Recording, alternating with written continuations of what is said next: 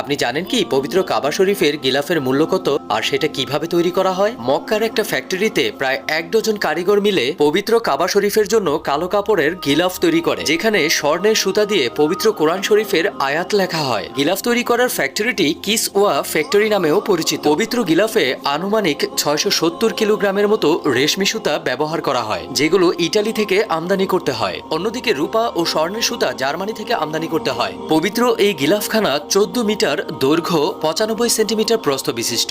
41 খণ্ড বস্ত্রখণ্ড একসাথে জোড়া দিয়ে তারপর এই গিলাফটি তৈরি করা হয়। 15 কেজি স্বর্ণের সুতা এখানে ব্যবহার করা হয়, যা তৈরিতে 17 মিলিয়ন সৌদি রিয়াল ব্যয় হয়। প্রতি বছর জিলহজ মাসের 10 তারিখে পবিত্র কাবা শরীফের পুরানো গিলাফ পরিবর্তন করে নতুন গিলাফ পরানো হয়, আর পুরানো গিলাফটাকে টুকরো টুকরো করে কেটে বিশেষ বিশেষ ব্যক্তিদের মাঝে বিলিয়ে দেওয়া হয়। মহান আল্লাহ তাআলা আমাদের পবিত্র কাবা শরীফের গিলাফের একটা টুকরো হাতে পাওয়ার তৌফিক দান করুন, আমিন।